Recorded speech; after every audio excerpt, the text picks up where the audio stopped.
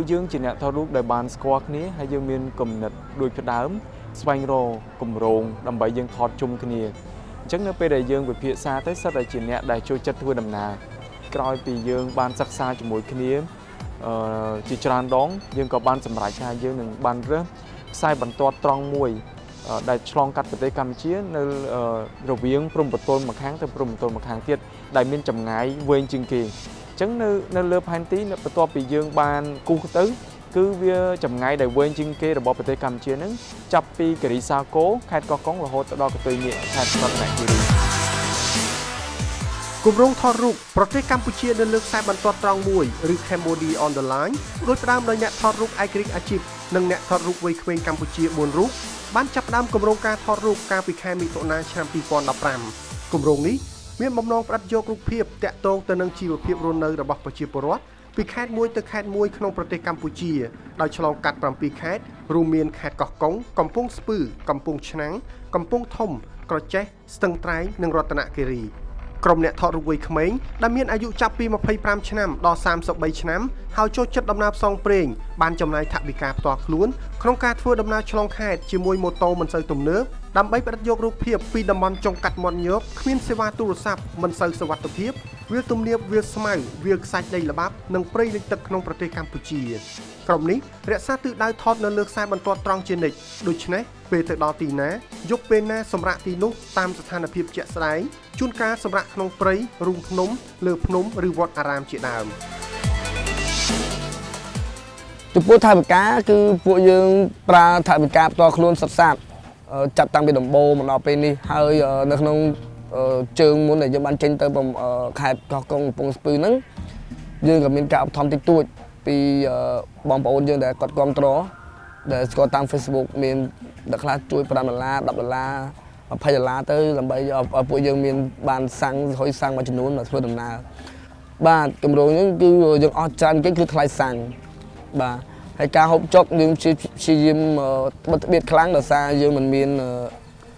ការឧបត្ថម្ភជាដុំកំភួនទេអញ្ចឹងយើងអ្នកខ្លះគាត់វិចអង្គអ្នកខ្លះមានត្រីងៀតអ្នកខ្លះមានប្រហុកអីចឹងយើង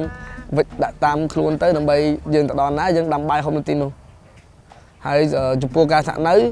គឺយើងមានតង់យើងមានរឹងឧទាហរណ៍ថាយើងយប់នៅក្នុងកណ្ដាលព្រៃគឺយើងបោះតង់គេងនៅកណ្ដាលព្រៃហើយបើសិនជាយើងយប់នៅក្បែរវត្តយើងព្យាយាមរកវត្តដើម្បីយើងស្នាក់នៅវត្ត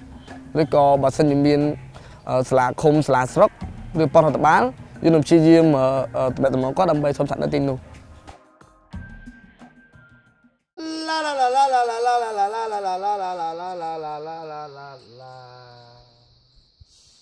ចេញពីខេត្តមួយមកដល់ខេត្តមួយយើងមិនដែលព្រួយយើងជាសង្ឃរេយើងជាសង្ឃរេ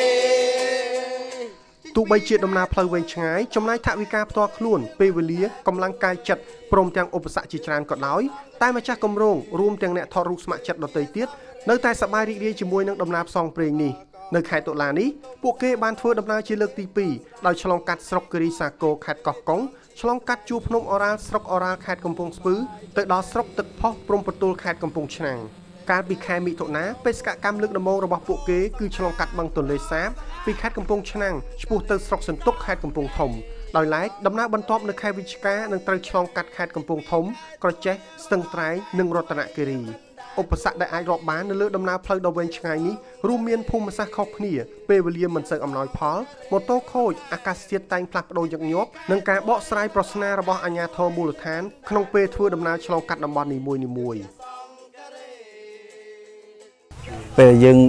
ឆ្លងកាត់ពីកំពង់ឆ្នាំងទៅកំពង់ធំនៅលើបឹងទន្លេសាបហ្នឹងគឺជាពេលដែលខ្ញុំចាំជាងគេព្រោះពេលហ្នឹងយើងនៅពេលដែលឆ្លងកាត់ដំណាក់កាលហ្នឹងហើយយើងមានអារម្មណ៍ថាយើងដូចបានរស់មួយសាទៀតណាមានជីវិតថ្មីទៀតទាំងពួកពេលហ្នឹងយើងអស់ហ្មងយកមានអីយកមានកម្លាំងទៅត្រូវថតទៀតទេព្រោះពេលហ្នឹងមកចំណីអាហារក៏អស់ទឹកក៏អស់ដែរយើងសើអស់ហើយយើងធ្វើម៉េចឲ្យប្រឹងដល់យើងឲ្យអាចទៅមុខបានហើយពេលពិបាកមែនទែនគឺយើងធ្វើដំណើរបានទៅត្រឹមហើយ4-10 ម៉ែត្រទេយើងជប់ម្ដងព្រោះដើម្បីខ្វេះដីវាជាប់នៅនឹងកំហូបផុកម៉ូតូហ្នឹងឆ្លងកាត់តំបន់ហ្នឹងនៅលើឧបសគ្គខ្លះយើងឃើញមានសត្វទៀតមានពស់មានអីចឹង វាជាសំណាងល្អដែលពួកយើងអត់មានជួបឧបទ្ទហេតុអីវាគ្រាន់តែថាជួនកាលខ្លះយើងជិះកាត់ភ្លៀងដោយសាររដូវភ្លៀងពេលខ្លះយើងជិះកាត់ភ្លៀងពីល្ងាចម៉ោង 5 រហូតដល់ម៉ោង 10 យប់កាត់ភ្លៀងរហូតហើយផ្ទះបាញ់ទៅតាមផ្លូវប៉ុន្តែអត់អីដែរពួកក្រៅពីដាស់សាយបន្តិចបន្តួចពួកយើងពេលយកទៅនឹងយើងមានថ្នាំដាស់សាយថ្នាំតាក់ទងពួកអីដោយសារដើរព្រៃចឹងមានថ្នាំខ្លះយើងថ្នាំកូនចាញ់ថ្នាំពុះបើសិនជាមានពុះអីយើងមានថ្នាំមានអីចឹងណាចឹងដូចជាអត់មានបញ្ហាអីតាក់ទងចោលនឹងពីសុខភាពបាន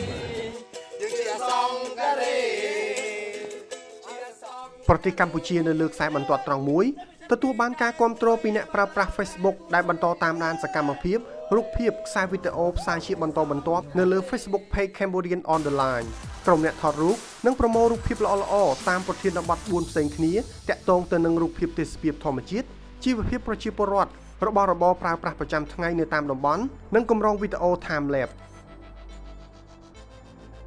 ពួកយើងរំពឹងទុកថាជាឯកសារមួយដ៏សំខាន់ហើយជាដើម្បីឲ្យបង្ហាញថាប្រទេសកម្ពុជាយើងមាន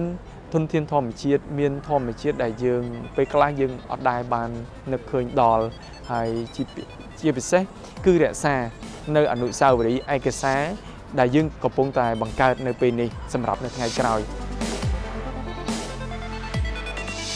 នៅពេលបញ្ចប់គម្រោងថតរូបដែលមិនរកប្រាក់ចំណេញនេះក្រុមការងារមានបំណងបោះពុម្ពសៀវភៅកម្រងរូបភាពរៀបចំតាំងពីពណ៌និងផ្សព្វផ្សាយរូបភាពឯកសារលើគេហទំព័ររបស់ខ្លួនតែរយៈពេលបញ្ចប់គម្រោងឆាប់ឬយូរអាស្រ័យទៅលើសមាជិកមានពេលវេលាថតបញ្ចប់ការគាំទ្ររបស់ប្រជាពលរដ្ឋនិងអាជ្ញាធរមូលដ្ឋានដែលជួយឲ្យ Cambodian on the Line បញ្ចប់គម្រោងនេះបានដោយជោគជ័យ